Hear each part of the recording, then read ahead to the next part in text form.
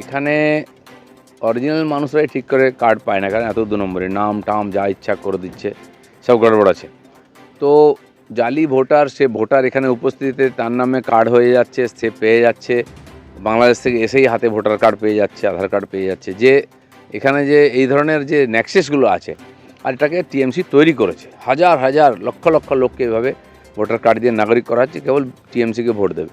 একজন দাড়িওয়ালা লোকের নাম, তার স্বামীর নাম, তাকে স্ত্রী হিসাবে দেখানো হচ্ছে, এই যদি ভোটারের নমুনা হয়, তো এটা তো সে যে অরিজিনাল ভোটারও হয়, তাও তো সংশোধন করার দরকার আছে ওর ডকুমেন্ট নিয়ে। এভাবে তো হতে পারে না। তো বাঙালি সেন্টিমেন্ট নিয়ে খেলতে পারেন, অসুবিধা নেই।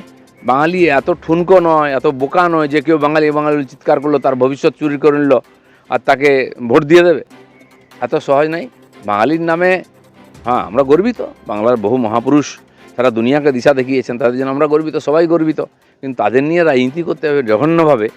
আর আমার মনে হয় পশ্চিমবাংলার মানুষ এটা সহজে মেনে নেবে না। তার মানে এই সরকার পুরো দেউলিয়া হয়ে গেছে, এদের কাছে কিছু নাই বলার, তখন এই শেষ অস্ত্র করেছে।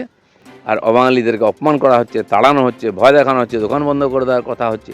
কোথায় সংবিধান এই অধিকার দিয়েছে? এটা নতুন কিছু না। জঙ্গি ঢোকানোর চেষ্টা সবসময় হয় পাকিস্তান থেকে, আর ওইখানকার পিএলও থেকে। আর নেপাল এখন একটা বড় জায়গা হয়েছে, বাংলাদেশ থেকে, পাকিস্তান থেকে ওখানে গিয়ে টেররিস্ট ট্রেনিংও হচ্ছে। ওখানে নেপালি মেয়েদের বিয়ে করে নাগরিক হয়ে যাচ্ছে, কারণ ওখানকার সরকার তো শক্তপোক্ত নয়, বারবার সরকার পরিবর্তন হয়েছে। আর সেই চাপটা আমাদের ভারতের উপরে পড়ছে টেররিস্ট ট্রেনিং নিয়ে, বা ওই দিক দিয়ে টেররিস্ট হয়ে, যেহেতু খোলামেলা বর্ডার, ভারতবর্ষে ঢোকার চেষ্টা হয়, হয়তো ঢুকেওছে, আগেও ঢুকেছে। এবং অনেকবার দেখেছি দাউদ ইব্রাহিম বা হাজি মস্তানের উপরে যখন এখানে সরকার স্টেপ নিয়েছে, তার শুটাররা সব নেপালে পালিয়ে যেত। কিন্তু সেই দিন পাল্টে গেছে। ইন্টেলিজেন্স বলুন, বর্ডারে নজরদারি বলুন, অনেক বেড়েছে। সহজে কেউ আসতেও পারবে না, আসলে ফিরে যেতে পারবে না, কেউ গেলে আবার ঢুকতে পারবে না।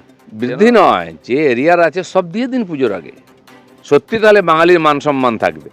বাঙালির টাকা চুরি করে আপনার বড়লোক হবেন, আর বাঙালি বাঙালি বলে সুড়সুড়ি দেবেন, বাঙালিকে চোর বানাবেন। আজকে টিএমসি পার্টিটা যদি বাঙালির পার্টি হয়, তো পুরো পার্টিটা তো চোর।